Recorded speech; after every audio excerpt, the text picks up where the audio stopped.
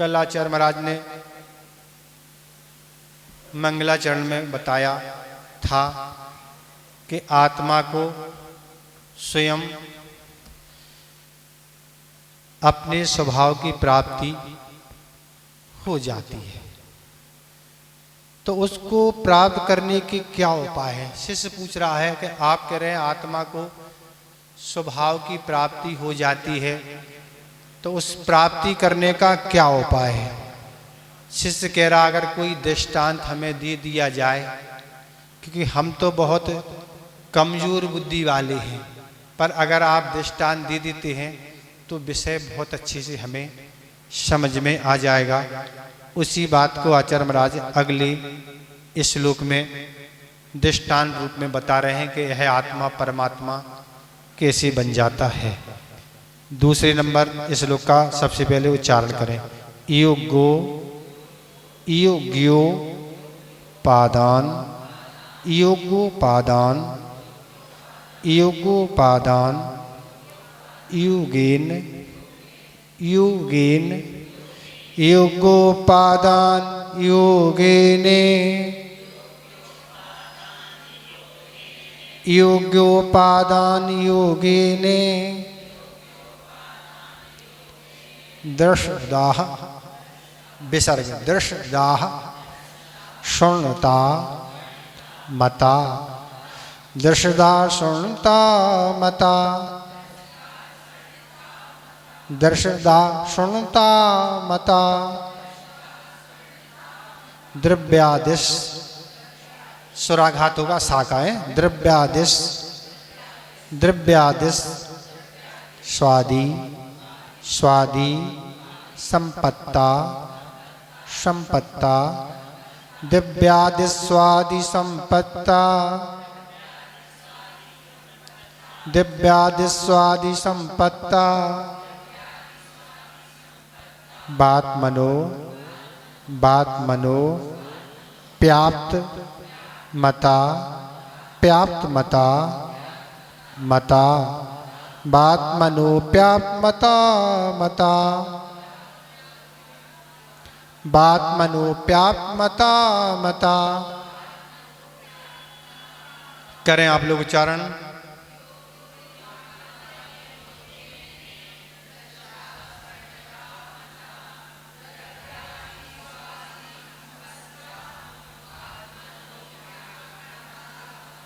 ठीक से हो रहा उच्चारण, कहीं कोई कठिनाई है? सेकंड दूसरी लाइन कौन सा चरण? हाँ, द्रव्यादिश दिव्यादिश द्रव्यादिश स्वादि स्वादि संपत्ता संपत्ता दिव्यादिश स्वादि संपत्ता द्रव्यादिश स्वादि संपत्ता। ठीक हो गया। चरण बोलते तीसरा चरण है जी। ठीक हो गया तीसरा चरण। और कहीं किसी को पहला दूसरा चौथे चरण में कहीं पढ़ने में चौथे चरण में बात मनो प्याप्त मता प्याप्त मता मता बात मनो प्याप्त मता मता बात मनो प्याप्त मता मता। ठीक हो गया चौथा चरण। और कहीं कोई पहला दूसरे चरण में कोई दिक्कत तो नहीं है? ठीक से हो रहा। चारों चरण हम एक साथ उच्चारण कर रहे हैं, आप लोग सुन के फिर उच्चारण करेंगे। योगोपादान योगेने दशदाशुणता मता द्रव्यादि स्वादि संपत्ता बात मनो प्यात्मता मता।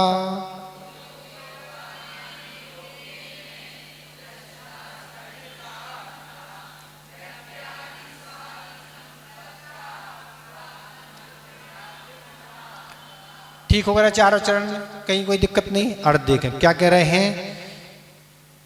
योग उपादान योगेन दशदा शुणता मता। तो कह रहे अपने योग उपादान कारण के मिल जाने से, जैसे स्वर्ण पाषाण में स्वर्णपना प्रकट होना माना गया है। द्रव्यादिस्वादि संपत्तौ, उसी प्रकार सुद्रव्य, सुक्षेत्र, सुकाल और भाव के मिल जाने पर कह रहे आत्मना अपि आत्मता मता, तो कह रहे हैं संसारी आत्मा को भी शुद्ध आत्म स्वरूप की प्राप्ति होना माना गया है। इसमें आचार्य महाराज बता रहे हैं कि जैसे अपने योग उपादान कारण के मिल जाने से, उपादान किसे कहते हैं, तो पदार्थ को स्वयं परमण करने की जो शक्ति है उसको उपादान कहते हैं। जैसे उदाहरण के रूप में जो आटा आपने रखा है वह रोटी के रूप में परिणम करेगा। अगर आटे में शक्ति, आटा में शक्ति नहीं है तो रोटी कहाँ से बनेगी? निमित्त कितने ही होंगे, बनाने वाला भी होगा, अग्नि सब कुछ होगा, पर अगर उसमें वस्तु में परिणम करने की शक्ति नहीं है तो वह व्यक्ति कितने ही निमित्त मिलेंगे पर वह उस रूप परिणत नहीं होगी। तो इसे करें पदार्थ की जो स्वयं परिणमन करने की जो शक्ति है उसको उपादान कहते हैं। तो इसमें कह रहे हैं अपने योग उपादान के मिल जाने पर, जिस प्रकार स्वर्ण पाषाण में भी स्वर्णपना प्रकट हो जाता है, तो योग उपादान पत्थर तो बहुत सारा है पर सब पत्थर में स्वर्ण बनने की शक्ति नहीं होती है। स्वर्ण पाषाण विशेषण से दिया गया, जिस पत्थर में से सोना बन सकता है या पत्थर में से सोना निकल सकता वही सोने रूप में परिणत हो सकता है। ऐसा नहीं कि हर पत्थर सोना बन जाए। तो ये कह रहे हैं कि अपने स्वर्ण युग पाषाण में स्वर्णता कैसे खान से निकाले हुए स्वर्ण पाषाण स्वर्ण बनने रूप पड़ने की सो शक्ति है, तो उसमें ऐसे अंध पाषाण भी खान से निकला है पर वह अंध पाषाण स्वर्ण नहीं बन सकता, न तक कोई भी पत्थर उठा के हम बताएं सोना नहीं। तो ये कह रहे तज्जन उसको अंध पाषाण जो है वह भी निकला है पर उसमें नहीं शक्ति है। तो इसलिए कह रहे हैं जिस पत्थर में स्वर्ण बनने की शक्ति है वह उपादान, योग उपादान, योग उपादान का अर्थ जिसमें पत्थर में सोने बनने की शक्ति है वही पत्थर सोना बनेगा, हर पत्थर सोना नहीं बना सकता है। तो कह रहे अपनी योग्यता होना आवश्यक है। अगर उसमें योग नहीं है, योग्यता नहीं है तो वह पत्थर सोना नहीं बन सकेगा। और फिर क्या कह रहे योग उपादान की मिल जाने से, योग उपादान भी चाहिए और योग निमित्त भी चाहिए। कार्य कब संपन्न होगा? उपादान भी होना चाहिए और निमित्त भी चाहिए। अब पत्थर जिसमें से सोना बनने की शक्ति वो तो निकाल रहा है, पर उसके लिए और निमित्त क्या चाहिए? सोनी चाहिए, अग्नि चाहिए, सोने में तपाने के लिए जो घड़ियां होती वो भी चाहिए और धोकनी भी चाहिए। ये सारे निमित्त नहीं मिलेंगे तो भी क्या है, वह जो निकाला हुआ खदान से है वह सोना नहीं बन पाएगा। इसलिए योग उपादान और योग निमित्त दोनों चीजें चाहिए है, तब जाके क्या होगा, वह पत्थर सोना बन सकेगा, नहीं तो वह नहीं बन सकेगा। तो इसलिए क्या कहने वाले हैं ये उदाहरण के माध्यम से कि द्रव्यादि स्वादि संपत्तौ, उसी प्रकार सुद्रव्य, सुक्षेत्र, सुकाल और भाव के मिल जाने पर क्या कह रहे हैं, इससे संसारी प्राणी संसारी आत्मा को शुद्ध आत्म स्वरूप की प्राप्ति होने माना है। तो क्या कह रहे हैं, सबसे पहले इन्होंने रखा सुद्रव्य। आचार्य महाराज कह रहे हैं अगर अच्छा द्रव्य नहीं होगा तो क्या है, वह संसारी आत्मा क्या है, परमात्मा नहीं बन सकता। अच्छा द्रव्य क्या है, तो क्या है, नारकी भी जीव है, तिर्यंच भी जीव हैं और क्या है, देव भी जीव हैं, पर ये सुद्रव्य नहीं है। महाराज ये भी है मुक्त हो जाए, नहीं हो गाएंगे। क्यों? नारकी तो संयम ले ही नहीं सकती, वो तो चौथे गाड़ से आगे होते ही नहीं। और क्या है, यही देवों की दशा है कि देव भी संयम नहीं ले सकते। अब बचे तिर्यंच, तो तिर्यंच भी पूर्ण संयम नहीं क्या है, संयमा संयमे 5वें गुणस्थान तक ही धारण कर से, इसलिए वो भी स्वरूप द्रव्य नहीं है। अब क्या बचा, अब मनुष्य गति के जीव बचे। अब मनुष्य में भी सब नहीं ले सकते, स्त्रियां तो भी नहीं ले सकती, नपुंसक भी नहीं ले सकती, पर शूद्रव्य में क्या है, पुरुष चाहिए, वही शूद्रव्य माना जाएगा। पुरुष नहीं होगा जब तक वह पूर्ण संयम को धारण नहीं कर सकता। इसलिए कह रहे हैं शूद्र मिल जाने पर भी क्या है, मुक्ति मिले, ये नियम नहीं, और भी कंडीशन आगे आ रही हैं। तो इस तरह से संगी पंचेंद्रिय चाहिए, पर्याप्तक चाहिए और संघनन चाहिए। कौन सा, पहले संज्ञन वाले को ही मुक्ति होती है। उत्तम तो 3 संज्ञन माने हैं, पर पहला संज्ञन ही मुक्ति के लिए कारण है। तो ये कह रहे हैं को जीव को मुक्त होने के लिए ये सब चीजें चाहिए है। तो उत्तम कुल भी चाहिए है। उत्तम कुल में अगर जन्म नहीं हुआ तो क्या है, तो भी मुक्ति नहीं मिलेगी, क्योंकि उत्तम कुल वाले ही, उत्तम कुल किसे बोलते हैं, जो दीक्षा के सम्मुख होते हैं, वही उत्तम कुल माना जाता है दीक्षा के बाद। तो बुद्धि की प्रशस्तता चाहिए। अगर बुद्धि की प्रकृष्टता नहीं होगी, उत्कृष्ट बुद्धि नहीं होगी, बुद्धि का अर्थ जो हित में लगे और अहित का परिहार करे, उसको बोलते हैं अच्छी बुद्धि। जो हमारी बुद्धि हित के काम में नहीं लग रही, उसको आचार्य में बुद्धि नहीं कहा। महाराज हम तो सीए हैं, हम तो फलाने, हम तो ये डिग्री, ये बुद्धिमान आचार्य ने इस लौकिक शिक्षा को बुद्धिमानों की कोटि में नहीं रखा। आप तो शिवभूति महाराज अच्छे हैं, बुद्धि कम है, नहीं आता नमोकार मंत्र, कोई बात नहीं आता, पर तो समान भिन्नम, राग और देश मत करो, बस यही काम हो गया। दाल अलग है और छिलका अलग है, काम हो गया ना। शरीर अलग है और आत्मा, इतना ही चाहिए। अंत में आएगा इसी इष्टोपदेश में क्या है महाराज, अंत में शिष्य पूछेगा, महाराज आपने बहुत श्लोक सुना दिए, बहुत विस्तार से इष्टोपदेश का विस्तार कर दिया, हमारे तो दिमाग से बाहर है, आप तो संक्षेप में बता दो क्या। तो संक्षेप में अंत में उन्होंने कह दिया है, क्या है, जीव अलग है और पुद्गल अलग है, यही तत्व का सार है, बाकी सब विस्तार है। ये अंत में कहेंगे। कुछ नहीं आता शिष्य के, नहीं आता कोई बात नहीं, बस इतना भेद विज्ञान कर लो, शरीर अलग है और आत्मा अलग है, इतना अगर जान गए और शिवभूति बन गए, बस काम हो गया, ज्यादा कोई जरूरत नहीं है। अरे जब अंजन चोर सिद्ध बन सकता, निरंजन बन सकता, तो आप तो चोर हैं ही नहीं ना, आप तो बहुत जल्दी होशियार हैं, आप तो साहूकार हैं, आप तो बहुत जल्दी उस केवल ज्ञान को प्राप्त करके मुक्ति प्राप्त कर सकते हैं। पर श्रद्धान मजबूत अंजन चोर जैसा चाहिए, सेठ जैसा श्रद्धान डगमग जैसी स्थिति नहीं चाहिए।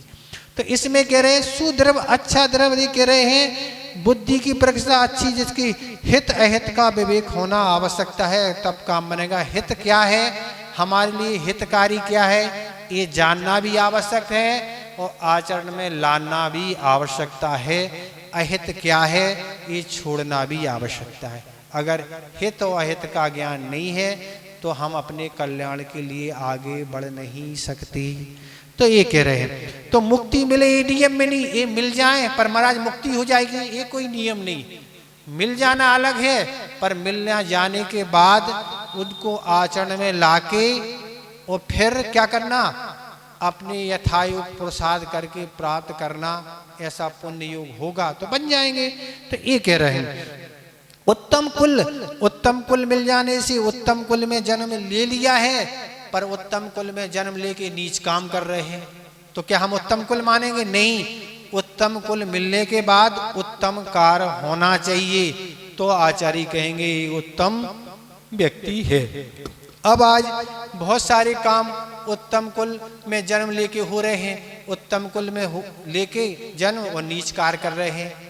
जैन होके ब्यूटी पार्लर चला रहे हैं, किसका काम है ब्यूटी पार्लर? नाई का काम है, नाई का काम आप कर रहे हैं, तो उत्तम कुल माना जाएगा क्या?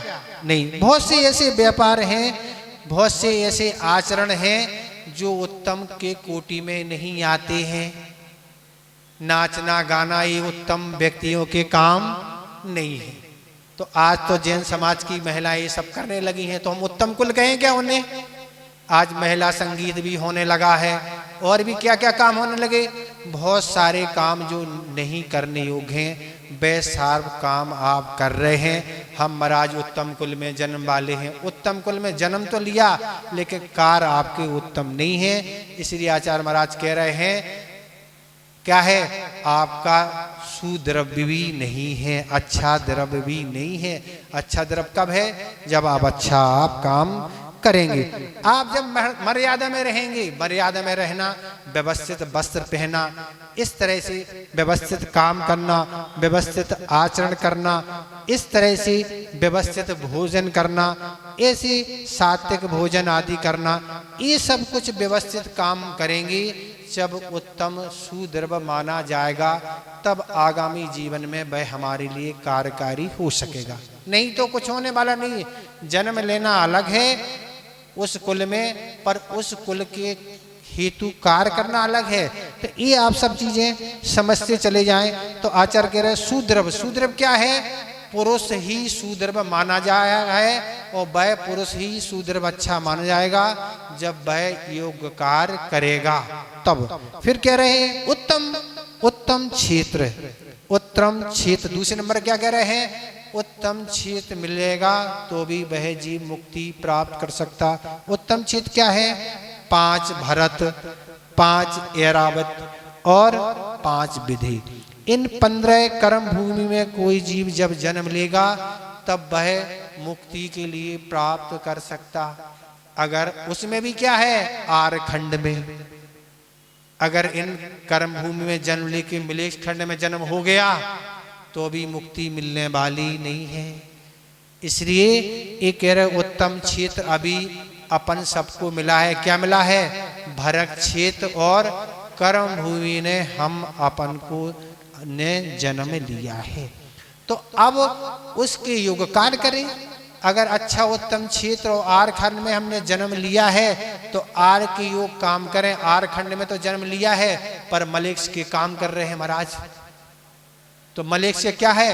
विदेश जो मलेक्ष खंड है जहाँ धर्म नहीं होता मलेक्षों के यहाँ, जैसे विदेशों आदि में, तो हम विदेशों की नकल करते चले जा रहे हैं। जैसे वहाँ बोलना हो रहा वैसा बोलना सीखते चले जा रहे भाषा, और जैसा भोजन है वैसा हम भोजन कर रहे, जैसा पहनावा है वैसा हम पहनावा कर रहे, जैसा देखना उठना बैठना वो कर रहे हैं। अब हम मलिक जैसा काम कर रहे हैं, हम कहते नहीं हम तो महाराज कहाँ, हम तो आरखंडी। शांतिधारा में बोलता आरखंडी, हम तो आरखंड में रहते हैं, आरखंड में रहते हैं, काम मलिक्षों के करते हैं। तो नहीं, तो ये सब चीजें समझना बहुत आवश्यक है, तब होगा काम। ऐसे नहीं महाराज हम तो जैन हैं, मात्र नाम के पीछे जैन लिखने से जैन नहीं होती। जैन की वो कार्य करने से ही जैन की कोटि में आचार्य ने रखा है, तब जैन होगा। नाम निक्षेप है, नाम तो कोई भी रख दो। आप महावीर नाम लग दिया तो क्या महावीर भगवान हो गए आप? क्या वो तो निक्षेप है, नाम जैन निक्षेप लग दिया जैन, तो ये नाम निक्षेप कहलाते हैं। तो आर खंड में जन्म होना आवश्यक है। मलेक्ष खंड में जीव जिनने जन्म लिया है वो भी मुक्ति प्राप्त कर सकते हैं। आर खंड में आके योग आचरण करके वे भी मुक्ति को प्राप्त कर सकते, पर गारंटी क्या है? यहाँ के योग आचरण करना आवश्यक है। तो इस तरह से कर्म भी उसे ही कहते हैं जहाँ असी मसी कृषि आदि जो कर्म किए जाते हैं, षटकर्म, उसको ही कर्म भूमि बोलते हैं। भोग भूमि जीवों को मुक्ति नहीं होती। भोग भूमि जब कहाँ जाते हैं? भोग भूमि वाले जीव नियम से स्वर्ग ही जाते हैं। जो भी यहाँ से भोग भूमि जाएंगे उनकी गति क्या है? स्वर्ग ही, उन्हें स्वर्ग जाना है, और स्वर्ग के बाद फिर जैसा वो करेंगे फिर वहां जाएंगे। तो इस तरह से ये कह रहे हैं कि अच्छे क्षेत्र का मिल जाना बहुत पुण्य के योग से। ये भरत क्षेत्र और क्या है? आर खंड में जन्म लिया है। अगर हम इस क्षेत्र के योग कार्य नहीं करेंगे, पुण्य अर्जन नहीं करेंगे तो कहाँ जाएंगे? जहाँ का टिकट रिजर्वेशन होगा वहां जाएंगे। ये तो व्यवस्था है कि एक बार आयु का बंद हो गया, पर सिद्धांत के अनुसार आयु का संक्रमण नहीं होता। दर्शन मुनि और चारित मुनि, इनका और आयु का संक्रमण नहीं होता। बाकी कर्मों का संक्रमण हो जाता, इनका जिस आयु का बंध हो गया उस आयु में जाना ही पड़ता है। उदाहरण की राजा सैनिक देख लें आप, 60,000 प्रश्न किए, उपसम क्षयुक्षम छायक समय दर्शन कर लिया, तीर्थंकर प्रक्रिया बंद कर लिया और 33 सागर की आयु को घटा के प्रथम नरक की आयु को 84,000 वर्ष कर लिया, पर नरक तो जाना ही पड़ा। इसलिए विषय समझो, आयु बंद होने के बाद कोई परिवर्तन नहीं, नरक जाना ही पड़ेगा। और नरकों का वर्णन अभी तीसरे श्लोक में आने वाला है, तो आप धैर्यता से बैठे रहना। ऐसा नहीं आपको कुछ हो जाए तो आप अपने को संभाल के रखना।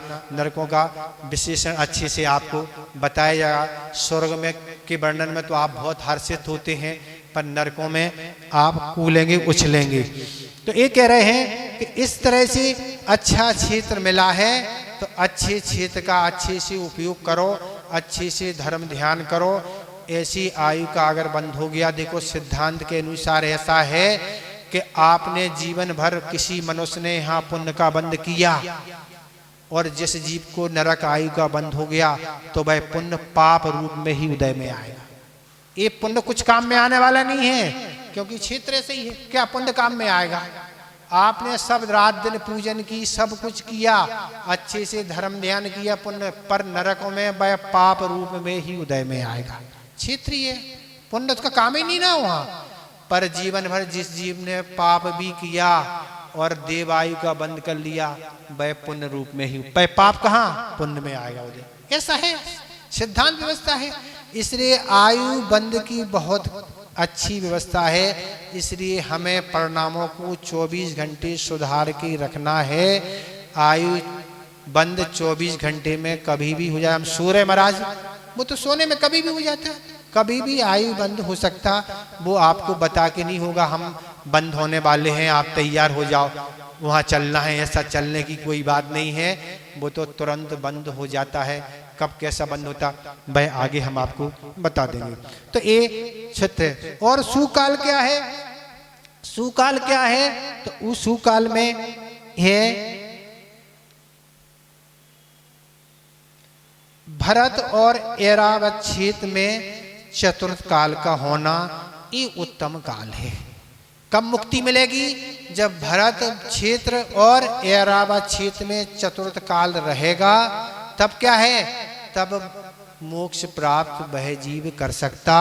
अगर चतुर्थ काल भरत क्षेत्र में हमने जन्म भी ले लिया, अभी तो चतुर्थ काल है ही नहीं, ऐरावत में जन्म ले लिया, काल ही नहीं है, तो मुक्ति होगी? नहीं होगी। तो क्या करें महाराज फिर? अभी क्या करें? मुक्ति तो होनी नहीं। अरे आज भी मुक्ति है ना। कैसे मुक्ति है? आचार्य कुंद कुंद महाराज ने अष्टपहड़ में लिखा है, आज मुनि व्रत को धारण करके निर्दोष रत्नेतर का पालन करके लोकांतिक देव बन सकती है। क्या कह रहे हैं? आज भी मुक्ति निश्चित, बिल्कुल निश्चित है। जो मुनि अगर निर्दोष अपने सम्यक दर्शन, सम्यक ज्ञान और सम्यक चारित्र को अगर निर्दोषता पूर्वक पालन करता है, तो नियम से कहाँ वह लोकांतित देव भी बन सकता है। और लोकांतित बन गए तो फिर क्या है? निश्चित है ना। फिर तो पंचम स्वर्ग यहाँ से जाना और वहां से क्या बनना है? मनुष्य में जाके पुरुष बन के, मुनि बन के, और क्या करना है? सीधे मुक्ति निश्चित है। आपकी भी मुक्ति निश्चित है ना, स्त्री भी निश्चित है। अगर आप सची बन गए तो आपकी भी निश्चित है ना। जो सची बनेगी वो भी क्या है? नियम से उसकी भी क्या है? अगले भाव में मुक्ति होगी। सौधर्मिंद भी अगले भाव में मुक्ति है। कुछ ऐसे पद हैं जो नियम से अगले भाव में मुक्ति को प्राप्त कर सकते हैं, करते ही ना। तो आप नहीं घबराएं, आप भी करेंगे ना, पर सची बन जाओ आप ना, तो आप भी मुक्ति को प्राप्त कर लेंगे। घबराने की कोई बात नहीं। अपवाद रूप में तीसरे काल में जन्मे, तीसरे काल में भी अपवाद हुंडा सबिड़ी का दोष है। आदिनाथ भगवान का तीसरे काल में जन्म हुआ और तीसरे में मुक्ति हो गई। और चौथे काल में जन्मा जीव, पंचम काल में मुक्ति। तो ये हुंडाव सर्पणी की दोष है, ये अपवाद के रूप में है। नियम तो यही है, चतुर्थ काल में जन्म लेना और चतुर्थ काल में ही मुक्ति होगी। अगर चतुर्थ काल के अलावा कोई भी काल में जन्म लेंगे तो मुक्ति होने वाली नहीं है। देखो आप मनुष्य बन गए, शूद्र बन मिल गया, क्या हो गया? पर काल नहीं है अच्छा, और सुद्रव मिल गया, और क्या बन गया, दूसरा क्या मिल गया, क्षेत्र, क्या मिल गया, क्षेत्र भी मिल गया, भरत क्षेत्र भी मिल गया। पर द्रव अच्छा है तो क्या है, क्षेत्र, क्षेत्र भी अच्छा है, पर काल अच्छा नहीं मिला। तो ऐसी सारी चीजें मिलती रहेंगी। अपन को लग रहा है महाराज मुक्ति बहुत सरल है, अरे सरल होती तो अभी तक इस संसार में हम क्यों बने होते। लगता है गधे जैसी स्थिति होती है, गधा वैसी तो गधा भूखा रहता है, पर जैसी सावन में बारिश होती है चारों तरफ हरियाली उसको दिखती है, बहुत हर्षित होता है, कितनी हरियाली है, बहुत हर्षित होता है, कहाँ क्या क्या खाऊं, और इसी में वह सोचते सोचते भूखा रह जाता है, कुछ नहीं कर पाता। ऐसे ही आप चौमासे में भूखे नहीं रहना कि क्या क्या करें हम, इस तरह गधे की इस तरह आपकी स्थिति हो जाएगी। और क्या कह रहे हैं, उत्तम भाव, और उत्तम भाव को प्राप्त करना भी आवश्यकता है। अगर आपको उत्तम द्रव्य भी मिल गया, क्षेत्र भी मिल गया, काल भी मिल गए, पर उत्तम भाव नहीं है तो भी मुक्ति नहीं मिलने वाली। उत्तम भाव क्या है, सम्यक दर्शन, सम्यक ज्ञान और सम्यक चारित्र, इनको धारण कर लिया। महाराज दीक्षा ले ली, पर दीक्षा से कुछ होने वाला नहीं। अकेली महाराज दीक्षा ले ली, आचार्य जी कहते भैया हमने दीक्षा नहीं दी, तुमने दीक्षा ली है।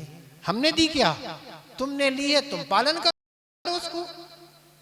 तो इस तरह दीक्षा लेने मात्र से नहीं, दीक्षा के योग जो भाव होने चाहिए वो भाव बहुत आवश्यक है।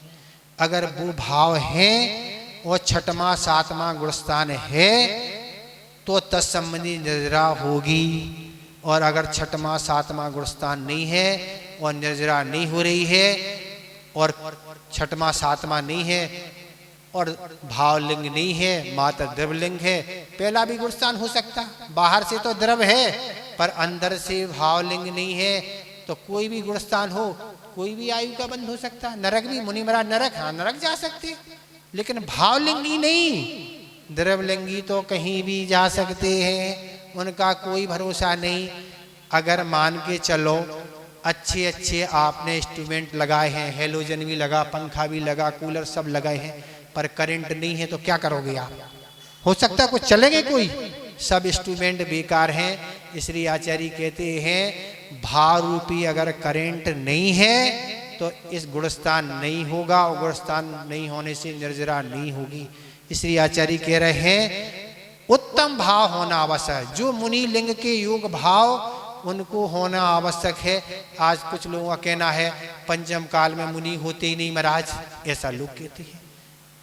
हम ये कहते भैया पंचम आचार्य कुंद महाराज कौन से काल में हुए, आचार्य अमृतचंद महाराज कौन से काल में हुए, आचार्य पूछपाद महाराज कौन से काल में हुए, आचार्य समर्थ भरद्वाज ये पंचम काल में नहीं हुए क्या?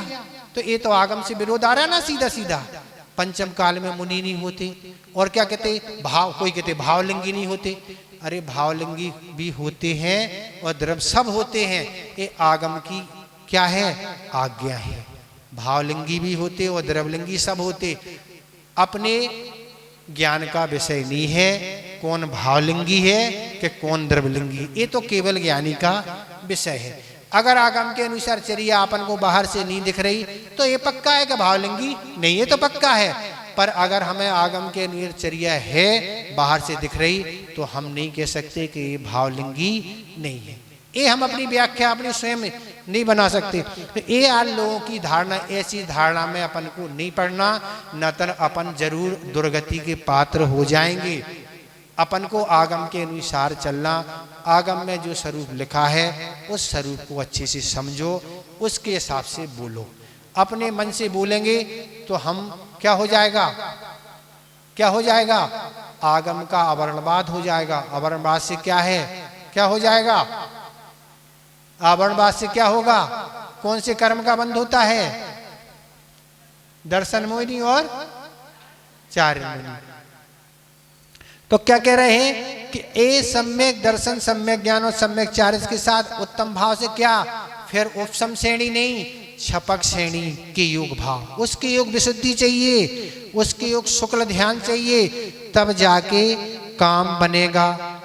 मुनि बन के भी तरह तरह की तप तपना आवश्यक है, 12 भावना भी करना है, परिचय विषय भी करना है, गुप्ती भी धारण करना है, 10 धर्म समति आदि, ये सब चीज़ें चाहिए, यथाख्याचार्य चाहिए।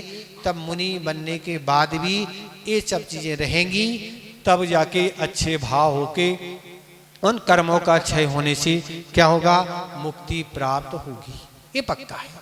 ये सब चीज़ें अपन समझते चले जाएं, ऐसे मिनटों में काम नहीं। महाराज हम तो यूँ चुटकी बजाने में ऐसे काम कर लेंगे, ये चुटकी बजाने में होना होता तो अभी तक जाके चुटकी बजाने वाले यहीं बैठे हैं अभी, और नहीं बजाने वाले वहीं बजा रहे हैं चुटकी। कहाँ, सिद्धालय में वो चुटकी बजा रहे हैं, और यहाँ आप लोग चुटकी खा रहे हैं, क्या खाते रहो चुटकी। तो ये सारी स्थितियाँ हैं। तो ये कह रहे हैं उत्तम भाव भी आवश्यक है, और इस तरह कह रहे हैं आत्मना अपि आत्मता मता, ये संसारी आत्मा को भी शुद्ध आत्म स्वरूप की प्राप्ति होना माना गया है। तो इस तरह अगर अच्छे ये सब चीज़ें मिल गई, वो उसके योग आपने काम कर लिया, तो आप मुक्ति प्राप्त कर सकते। बहुत क्या है, ज्यादा कठिनाई की कोई बात नहीं। हमने आपको प्रवचन में एक दिन बताया था कि भगवान और अपन में कोई ज्यादा अंतर है ही नहीं ना। क्या अंतर है, अंतर है कोई। जो भगवान का भूत था वह हमारा वर्तमान है, भगवान का जो वर्तमान है वह हमारा भविष्य होगा, इतना ही तो अंतर है ना। कितना सा अंतर है। जो महावीर का जीव मारीच की पर्याय में भूत था वह हमारा वर्तमान है, जो उनका वर्तमान है अर्थात महावीर बन गए, सिद्धालय में विराजमान हो गए, वह हमारा भविष्य होगा। कैसा, जब हम उस मारीच के जीव की तरह पुरुषार्थ करके सिंह की तरह पुरुषार्थ करेंगे तो महावीर बन जाएंगे, और नहीं होंगे तो क्या होगा, बस इस संसार में हम डले हुए हैं। तो इसमें आचार्य महाराज ने कहा है कि योग उपादान के मिलने से, योग निमित्त के मिलने से ही क्या होता है, उस आत्मा को क्या है, परमात्मा की प्राप्ति होती। तो महाराज जी क्या है, अयोग उपादान भी होता है क्या, प्रश्न तो आएगा ना। आप कह रहे योग उपादान मिलेगा जब ही संसारी प्राणी सिद्ध बनेगा, तो फिर हमारा योग उपादान नहीं है, बिल्कुल नहीं। योग होता तो मुक्ति हो जाती। तो योग और अयोग उपादान के लिए उदाहरण क्या है, तो उदाहरण आप सुने। तो योग उपादान क्या है, तो योग उपादान अयोग उपादान सुने। अयोग उपादान क्या है, महावीर का जो जीव मारीच की पर्याय में था वह उसका अयोग उपादान था, इसलिए वो क्या है, भगवान के साक्षात जो उनके दादा थे गृहस्थ जीवन के, और वह समूसण में बैठे हुए हैं। पर उनसे क्या कह रहा है, क्या कह रहा है समूसण में जाके, हम भी तीर्थंकर बनेंगे, हम भी आप जैसा धर्म चलाएंगे, हम भी ऐसा करेंगे। और इस तरह से उसने वहाँ सम्यक दर्शन को धारण नहीं किया, और नहीं करने से वह अपने जीवन को अच्छा नहीं बना, इसलिए उसका अयोग उपादान ही था। पर योग उपादान कैसे बना, योग उपादान कब बना, जब वह सिंह की पर्याय में था और 2 चारण रिद्धिधारी महाराज आकाश में गमन कर रहे थे, और जैसे देखा कि वह सिंह एक हिरण को लिए है, उसके 2 पीस कर रहा है और भोजन की तैयारी में लगा है। और वह दोनों रिद्धिराज मुनिराज वह समूषण में सुन के आए थे, वह सिंह का जीव आज से 10वें भाव में तीर्थंकर महावीर बनेगा। उन्हें वह याद आ गया, और वह आकाश मार्ग से गुजर के वह चट्टान पर आके बैठ गए, और उस सिंह को संबोधित कर रहे हैं, क्या कर रहा है तू, कितना अनर्थ कर रहा है, चारों गतियों के दुख तुमने अनादि काले से नरक आदि जाके गतियों में कितने बार भोग चुके हैं, और आज से 10वें भाव में तुझे महावीर तीर्थंकर बनना है, तू इतना क्या काम कर रहा है। तब जाके वह उसके आंखों से आंसू बहने लगे। उसने मुनि महाराज की परिक्रमा लगाना चालू कर दी, सम्यक दर्शन धारण कर लिया, अणुवृत्तों को धारण कर लिया, और अब उसने सब जीवों को सताना छोड़ के मांस आदि का भक्षण त्याग करके और सूखा घास का ही आदि उपयोग करके आगम के अनुसार समाधि मरण करके वह स्वर्ग चला गया। अब उसका योग उपादान बनना चालू हो गया, इसे कहते हैं योग उपादान। दूसरा आपका घर का उदाहरण है, आपको वर्ष में 1 बोरे चावल लगते हैं, आपने घर में रख लिए।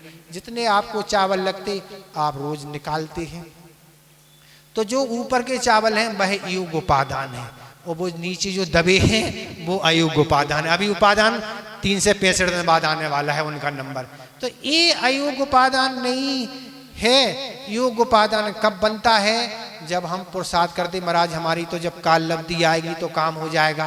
काल लब्धि आती नहीं है, काल लब्धि बुलाई जाती है, काल लब्धि प्राप्त की जाती है। काल लब्धि पुरुषार्थ के माध्यम से प्राप्त होती है, बातों से प्राप्त नहीं होती है। काल लब्धि कैसे प्राप्त होगी? आगामी श्लोक में हम बताएंगे कि काल लब्धि प्राप्त करने के लिए हमें क्या करना चाहिए। बिना पुरुषार्थ के कुछ प्राप्त होने वाला नहीं है। हम पुरुषार्थ नहीं करेंगे, संसारिक कार्य में तो हम खूब पुरुषार्थ कर रहे हैं महाराज। अगर रोटी बनाने का पुरुषार्थ नहीं करे तो मुख में कोई बना के डाल देगा क्या? वहाँ पुरुषार्थ नहीं। दुकान नहीं खोलेंगे तो कोई घर पे बुलाने वाले हैं क्या? ग्राहक आ जाएंगे, भैया हमें माल दे दो। पुरुषार्थ हर क्षेत्र में करना आवश्यक है। मोक्ष मार्ग में भी आचार्य वीरसेन महाराज ने धबला में 5वीं पुस्तक में लिखा है, काल लब्धि के माध्यम से संसारिक प्राणी सब चीज प्राप्त कर सकता है। पुरुषार्थ करना होगा, और पुरुषार्थ नहीं करोगे तो क्या होगी? तो एक दृष्टांत आप सुन ले तो आपको काल लब्धि का पुरुषार्थ का विषय अच्छे से समझ में आ जाएगा। सोचते हैं, कल भी सोच रहे थे कि हम 2 श्लोक करेंगे, आज भी सोच रहे थे, पर वो घड़ी तो अपने हिसाब से बढ़ी रही है। एक ही अपना पूरा हो पाएगा, दूसरे की संभावनाएं कम ही लग रही हैं। आकुलता नहीं हो रही आपको? ऐसा तो नहीं लग रहा जल्दी करना है? ऐसा तो नहीं है? संस्मरण तो अभी दे रहे, विषय तो पूरा हो जाए ना। संस्मरण तो आपको सुनाएंगे ना। तो एक व्यक्ति था, वह भारत में रहता था, धन का अभाव रहता था, और उसने सोचा यहाँ हम कितने ही पुरुषार्थ करें भारत में रह के, पर हम धनी नहीं बन सकते। जितना हमें अपने जीवन के लिए पैसा चाहिए पड़ता है उतना पैसा की आय हमें होती नहीं, और हमारा जीवन, परिवार का जीवन निकलता नहीं अच्छे से। इसलिए भाई एक गाय को लेके विदेश चला गया, और गाय को लेके विदेश जैसे ही पहुंचा और उसने पता किया कि यहाँ का राजा कौन है, और राजा की तलाश करके राजा के पास पहुंचा और राजा से कहता है, राजा हमारे पास ऐसा एक वृक्ष है, वह वृक्ष बहुत प्रकार के फलों को प्रदान करता है। आप जो भी चाहें, जैसा फल चाहें, वह वृक्ष हर प्रकार का फल देता है। और राजा, हम आपकी सेवा में उपस्थित हुए हैं, हम तरह तरह के आपको फल देना चाहते, एक से एक स्वादिष्ट फल। राजा तो विषयों का भोगी था, मैं तो चाहता था कि अच्छे अच्छे पदार्थ हमें मिले। राजा ने आज्ञा दे दी, और वह व्यक्ति प्रतिदिन अपनी गाय से दूध निकालता और उससे मावा बना के तरह तरह के अच्छे अच्छे व्यंजन बना के राजा के पास लाता, उनके सामने उपस्थित करता, और राजा देख के ही प्रसन्न हो जाता। और जैसे ही वह ग्रहण करता, ग्रहण करके बहुत खुश होता, और खुश होके प्रतिदिन राजा क्या करता, खूब अपार उसको धन आदि देता उस व्यक्ति को। और यह उस व्यक्ति का यही कार्य था कि प्रतिदिन दूध निकालना और मावा बना के तरह तरह के अच्छे नए नए प्रतिदिन पदार्थ उपस्थित करना। राजा बहुत प्रसन्न था, अरे इतना जीवन हमारा निकल गया पर आज तक अच्छे पदार्थ हमको मिले ही नहीं, कैसे पदार्थ हैं। और इस तरह वह लाता था और प्रतिदिन राजा खूब पैसा देता था।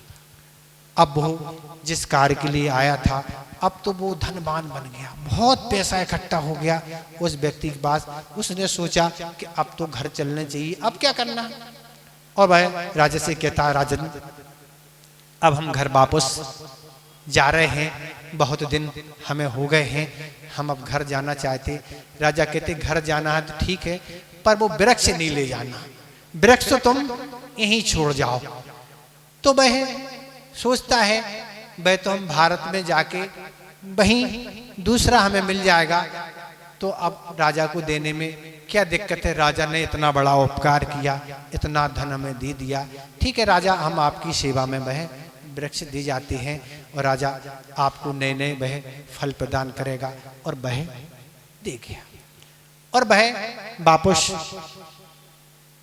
रवाना हो गया अपने नगर के लिए। और जैसे ही अगला दिन था, राजा ने अपने सेवक चारों ओर लगा दिए कि ये वृक्ष जो भी फल दे तो हमारे पास उपस्थित करना। और वह सुबह जैसे ही हुई, और आप समझते हैं कि गाय भैंस क्या फल देते हैं, और जैसे ही वह बिना प्रसाद के क्या मिलता है, जैसे लघु शंका प्रदान की, राजा के सामने उपस्थित कर दी सेवक ने। राजा बहुत नाराज हुआ और धीरे शंका उपस्थित कर दी। राजा बहुत नाराज, बहुत धोखेबाज है, हमें क्या देता था और ये कौन सा वृक्ष बदले में दे गया ना। राजा ने अपने सेवकों से कहा, जाओ उस व्यक्ति को ढूंढ के लाओ। वह व्यक्ति थोड़ी दूरी पहुंचा था, सेवक लोग उसको पकड़ के लाए, राजा के समय उपस्थित कर दिया। राजा, एक व्यक्ति आपके सामने है। राजा कहते, बहुत तुमने हमारे साथ धोखा किया है, तुम हमें क्या प्रदान कर देते थे और ये क्या दे गए तुम हमें। उसने सारी विधि समझी, वह समझ गया था कि राजन ने क्या किया होगा। राजन, बिना प्रसाद के कुछ मिलता नहीं, बिना प्रसाद के काल लब्धि नहीं आती है। हम विधिवत दूध निकालते थे मावा आदि बना के, फिर व्यवस्थित वस्तु आपके सामने प्रस्तुत करते थे, पर ये विधि नहीं किया आपने, प्रसाद ही नहीं किया। तब राजा को अपनी नादानी समझ में आई। इस तरह आप भी काल लब्धि के चक्कर में रहेंगे तो दुर्गति के पात्र हो जाएंगे, व्रतों को धारण नहीं करेंगे, संयम को धारण नहीं करेंगे, नियम संयम को नहीं लेंगे तो क्या है, ऐसे ही अपनी इस मनुष्य जीवन बेकार हो जाएगा। तो इस तरह से ये योग और अयोग उपादान और अयोग उपादान आपको समझ में आ गया। और योग और अयोग निमित्त क्या है ये भी समझ लो। योग भी निमित्त चाहिए, अगर योग निमित्त नहीं मिलेगा तो भी जीव को मुक्ति नहीं होगी। तो योग और अयोग निमित्त क्या कहलाते हैं, तो योग निमित्त वह कहलाते हैं, क्या कहलाते हैं, जैसे आपने प्रतिमा बना के तैयार कर दी, और अगर तैयार कर दी उसमें जब मुहूर्त में के समय आप लाए तो क्या हो गई, उसकी प्रतिष्ठा होगी, भगवान बन जाएंगे। योग निमित्त मतलब मुहूर्त होना। पर आप भगवान की प्रतिमा तो बना लाए पर मुहूर्त नहीं है, चतुर्मास में योग निमित्त नहीं है, तो प्रतिमा बन पाएगी क्या, भगवान बन पाएंगे नहीं। प्रतिमा तो बन गई पर क्या है, भगवान नहीं बन पाएंगे। पत्थर तो रखा है, शिल्पी नहीं है, तो प्रतिमा बन पाएगी क्या, नहीं, निमित्त के अभाव में कार्य नहीं होगा।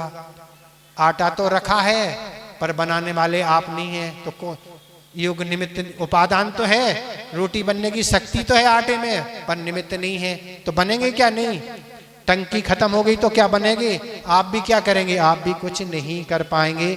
इसलिए योग निमित्त और योग निपादान जब प्राप्त होता है तब जाके इस जीव को मुक्ति होती है, अन्यथा मुक्ति इस जीव को नहीं मिल सकती है। इस तरह आचार्य महाराज इस श्लोक में यही कहने वाले हैं कि जिस तरह से उपादान रूप से जिस पत्थर में सोने बनने की शक्ति है, और अगर उसको योग निमित्त मिलते हैं तो वह पत्थर भी स्वर्ण रूप धारण कर लेता है। इस तरह इस संसारी आत्मा को अच्छा द्रव्य क्षेत्र आदि मिल जाते हैं और अच्छे भाव अगर करता है तो यह सिद्ध अवस्था को प्राप्त कर सकता है।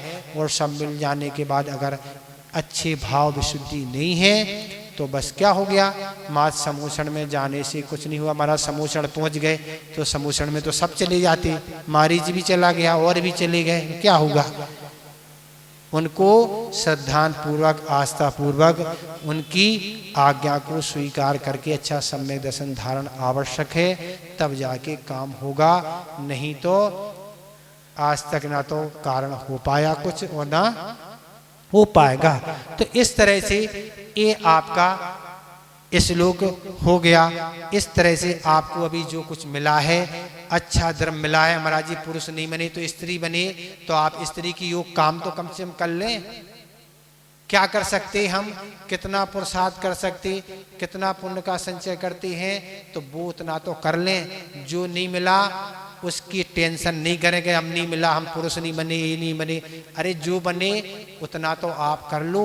और अच्छा क्षेत्र मिला है, भली चौथा काल नहीं है, भरत क्षेत्र आरखंड में जन्मे हैं, तो आर के योग कार्य तो करें, मलेच्छों की तरह काम तो नहीं करें, मलेच्छ खंडों की तरह तो नहीं करें। अच्छा कुल मिला है तो अच्छे कुल के योग कार्य करें, दूसरे ऐसे कुलों के काम नहीं जो नीच कुलों के काम हम करें और हम कहें अच्छे कुल वाले हैं। तो ऐसे काम करें और ऐसे काल में जन्मे हैं, भले हम पंचम काल में जन्मे हैं, पर अच्छे पुण्य को संचय करके परंपरा से हम भी मुक्ति को प्राप्त करते। पंचम काल के जन्मे भी क्या है, लोकांतर देव सची और स्वधर्म आदि बन के मुक्ति को प्राप्त कर सकते हैं। तो इस तरह से महाराज लोग पूछते, महाराज ये सची कैसे बनते हैं, कैसे बन जाते होंगे। अब ये तो पढ़ने में नहीं मिला, पर बनते तो हैं। स्वधर्म तो क्या है, क्या करते हैं, स्वधर्म तो एक ही बनना, 2000 सागर की आयु है, पर सची तो कितनी 40 नील बन जाती हैं। सचियों की आयु कितनी है, सचियों की या क्या होती, देवियों की आयु पल्लों में होती है और देवों की आयु सागरों में से 40 नील। बताओ इतनी क्या बन जाती हैं, मुक्ति को प्राप्त हो जाती हैं। तो स्वधर्म तो सीमित है, एक ही हो पाएगा मुक्ति को प्राप्त, जहाँ 40 नील मुक्ति को प्राप्त हो जाएंगी। तो इसलिए और अच्छे भावों को बना के रखो, भावों के कारण ही लोग कहते महाराज, एक कोई पूछा था गुणस्थान कैसे बनते हैं महाराज, हमें गुणस्थान कैसे बनते हैं, तो कषाय और योग की तारतम्यता से गुणस्थान बनते हैं। कषाय जैसे जैसे घटेगी गुणस्थान बढ़ेगा, और गृहस्थाय जैसे जैसे बढ़ेगी सो गुणस्थान घटेगा। कोई पता नहीं कब कौन सा गुणस्थान हो जाए, कोई भरोसा नहीं, ना मुनि महाराज का भरोसा। आज तो छायक समय दर्शन होता नहीं, इसलिए पहले में भी कब चले गए पता नहीं, कब कहाँ चले गए कोई गारंटी नहीं। छायक समय दृष्टि है उनकी तो एक गारंटी है कि वह चौथे गुणस्थान से नीचे नहीं जाएंगे, नियम है। पर उपसम वाले का कब छूट जाए पता नहीं, छयोसम कब छूट जाए पता नहीं। आज तो उपसम और छयोसम दो ही होते हैं।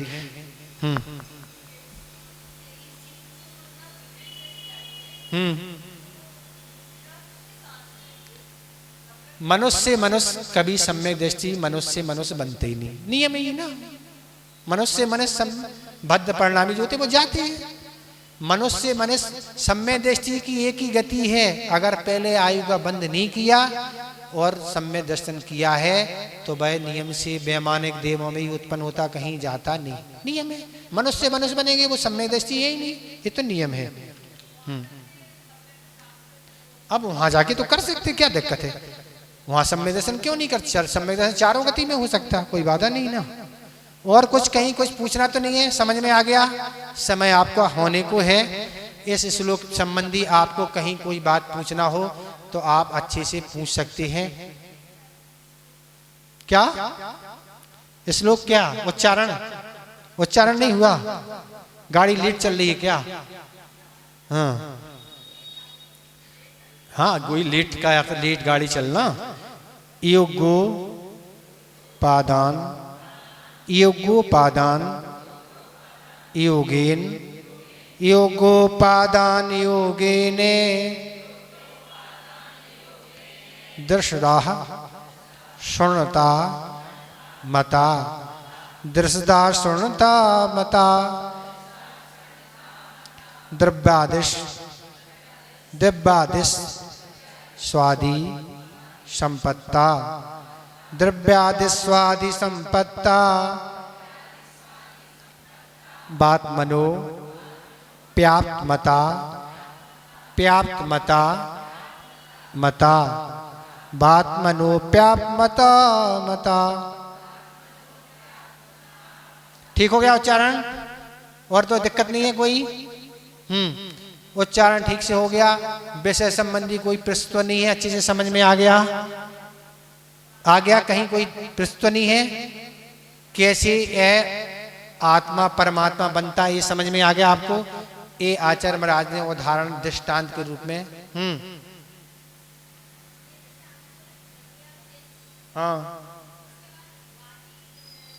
वादिनी स्वादी, ये स्वराघात कहलाता। कल हमने आपको बताया था स्वराघात का अर्थ दोनों तरफ सापड़ आया जाएगा, ये स्वराघात का अर्थ है। वादिनी द्रव्यादिश स्वादी, ये स्वराघात, स्वराघात का अर्थ डबल बार पढ़ना, यहाँ भी वहां भी।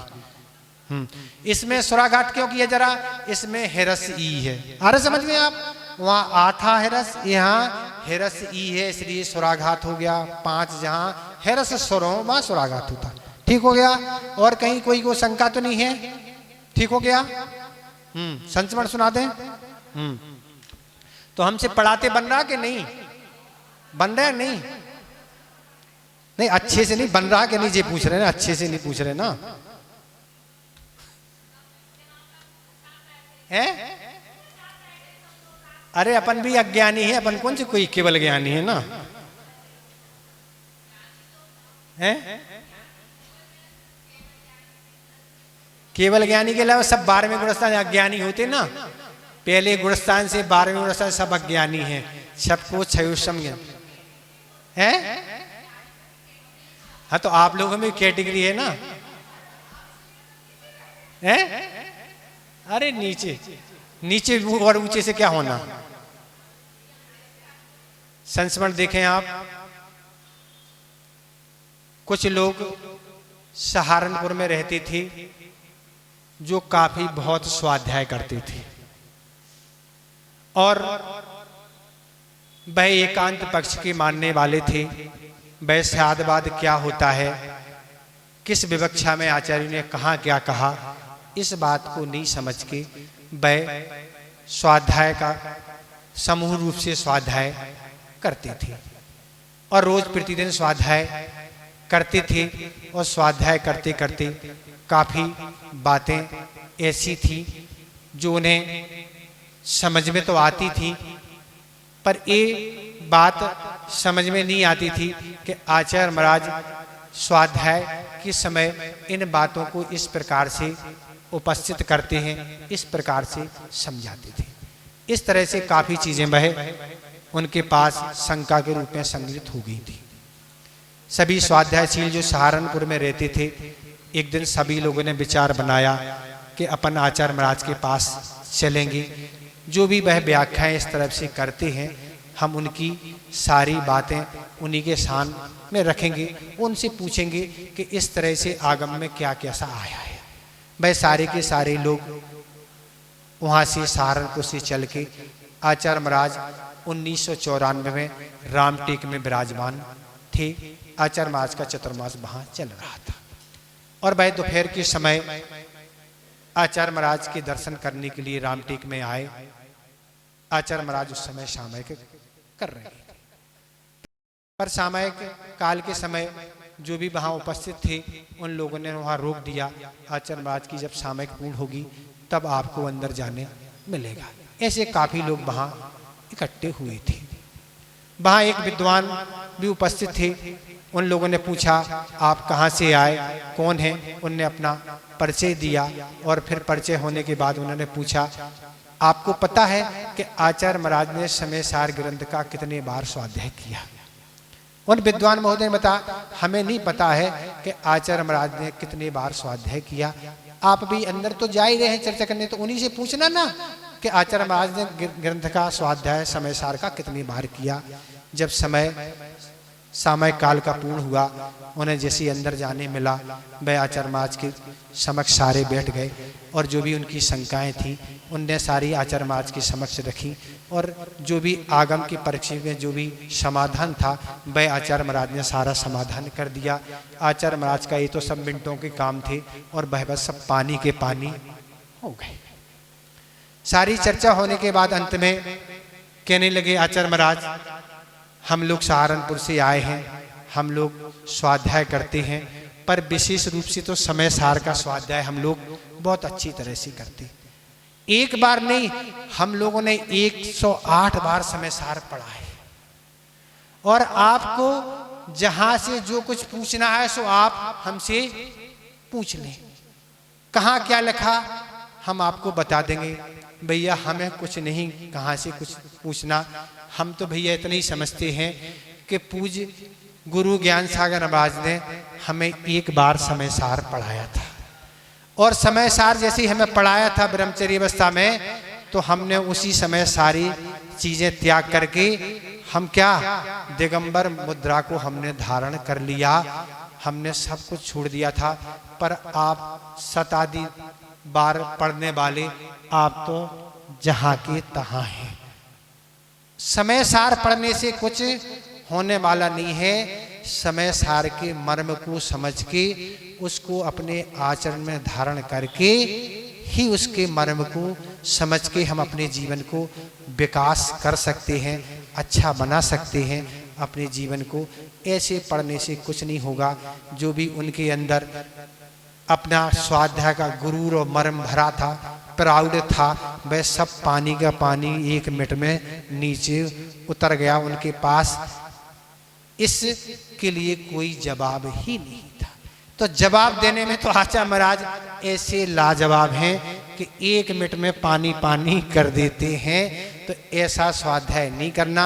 इसलिए हमने कल आपको दृष्टांत दिया था पल्ला झाड़ने वाला, ऐसा अपन को पल्ला नहीं झाड़ना है। बड़ी थोड़ा ज्ञान भी अपने जीवन में शोभाकारी और क्या है, कल्याण के लिए कारण बन सकता है। और ऐसा 11 अंग और 10 पूर्वादि के ज्ञान भी मिथ्या दृष्टि भी कर लेते हैं, पर कल्याण उनका नहीं होता। आज तो 1 अंग का भी ज्ञान नहीं है। तो ऐसे ज्ञान से कुछ नहीं, ज्ञान जैसे आचरण रूप में ढल जाएगा, काम हो जाएगा। इसलिए यह इष्टोपदेश ग्रंथ है। ऐसे ऐसे श्लोक इसमें आने वाले हैं। बस आपको तो केवल अपनी मन की स्थिरता बनाना है बस, और यहाँ वहाँ नहीं झांकना है कौन कब आ रहा है, कौन 3:30 बजे आ रहा, कौन 3:15 बजे आ रहा, कौन कहाँ बैठ रहा। ये सब आपको अपनी राउंड चेयर जैसी नहीं घुमाना है कैमरे की तरह। आपको अपना मन और कान सब कुछ स्थिर रखना है। जब को जो आना सो आना और जाना सो जाना। आप अपना काम नहीं छूटें, आप अपने वर्तमान को खराब ना करें। इसलिए आपका समय हो गया है और विषय भी पूरा हो गया है। बोधि समाधि परिणाम शुद्धि स्वात्मोपलब्धि शिव शौक सिद्धि चिंतामणिं चिंतित वस्तु दाने त्वं बंधुवान् स्ममास्मि।